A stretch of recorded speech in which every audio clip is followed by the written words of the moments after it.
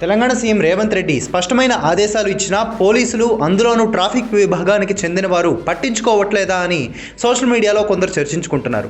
దానికి కారణం ఈ వీడియోనే. సోమాజిగూడలోని రాజ్భవన్ వద్ద సీఎం రేవంత్ రెడ్డి కాన్వాయ్ వస్తోందని పోలీసులు ట్రాఫిక్ను నిలిపివేశారు. సీఎం వస్తే ట్రాఫిక్ నిలిపివేయడం సాధారణమే కదా అని మీరు అనుకోవచ్చు. కానీ దీని వెనక చిన్న నేపథ్యం ఉంది. సీఎంగా బాధ్యతలు చేపట్టిన తొలి వారంలోనే ట్రాఫిక్ గురించి ముఖ్యమంత్రి రేవంత్ రెడ్డి పలు కీలక ఆదేశాలు ఇచ్చారు. తన కాన్వాయ్ వచ్చే దారిలో ట్రాఫిక్ను ఎట్టి పరిస్థితుల్లోనూ ఆపొద్దని, అలాగే తన కాన్వాయ్లో వాహనాల సంఖ్యను కూడా 15 నుంచి 9కి తగ్గించాలని పోలీసులకు ఆదేశాలు జారీ చేశారు. ఇలా చేయడం వల్ల ప్రజలు ఇబ్బందులు పడకుండా ఉంటారని ఆయన ఉద్దేశం. ఇప్పుడు కొన్ని రోజుల తర్వాత సీఎం కాన్వాయ్ కోసం ట్రాఫిక్ ఆపిన వీడియో వైరల్ అవడంతో చాలామంది సోషల్ మీడియాలో కామెంట్స్ చేస్తున్నారు. అప్పుడు సీఎం చెప్పినదేంటి, ఇప్పుడు పోలీసులు చేస్తోంది ఏంటంటూ విమర్శిస్తున్నారు.